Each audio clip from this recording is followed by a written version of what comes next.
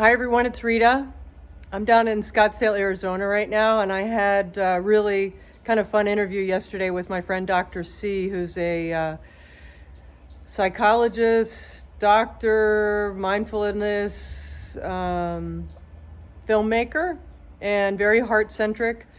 Fun, a lot of fun. She's a brilliant woman, and she likes to have fun, and try not to take life so seriously, right? So we had kind of a fun interview, and she's got two little Papillon dogs, and I have Oliver, my little man, my little rescued man. He's becoming a little old man. I had to carry him on part of my walk last night. So I don't try to focus there. But anyway, we were talking about intention setting.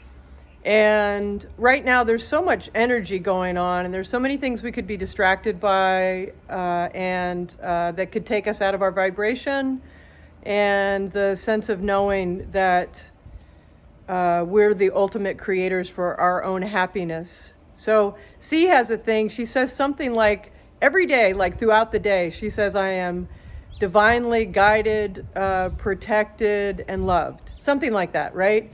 And I have in my mantra, it's almost automatic now, like when a serendipity or something happens that I've been looking forward to or wanting, I'll say, oh, I'm so well guided.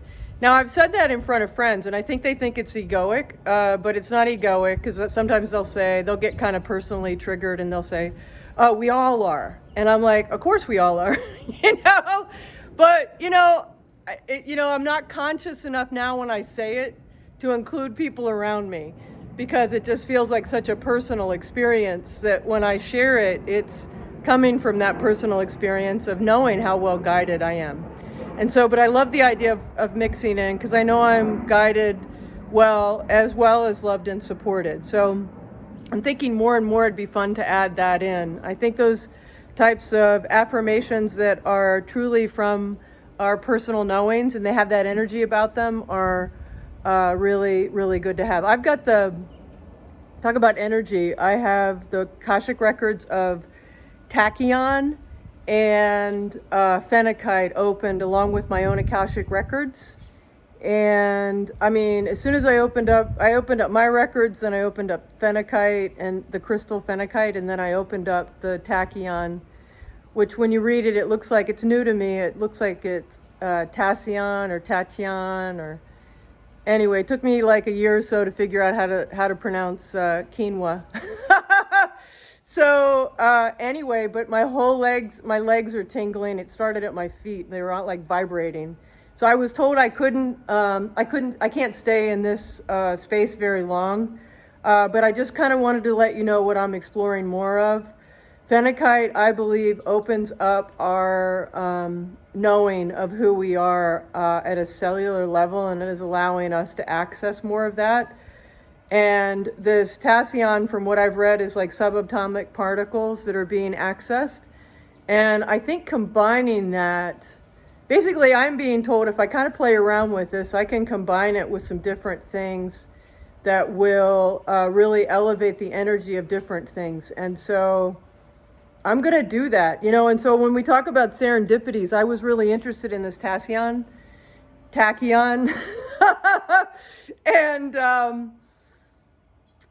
so anyway, I found out that there's a place here in Arizona that's selling it, or it's part of it. And so there are other groups, and there's a guy that supposedly brought it to the planet back in 2010. And so I'm learning all this, but my belief in a lot of these things is you can't really copyright them or patent them.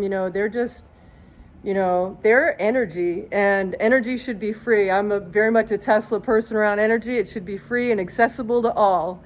And I think about that when I think of how cars stopped evolving 50 years ago, and all of a sudden this guy comes on the scene, and within less than a decade we've got electric cars, and everyone's competing for electric cars, right? And so, and they're not like the Prius one that started where it didn't have a sunroof or auto windows and stuff. I mean, the first time I sat in a Tesla, I was like, oh my God, it's like a spacecraft, right?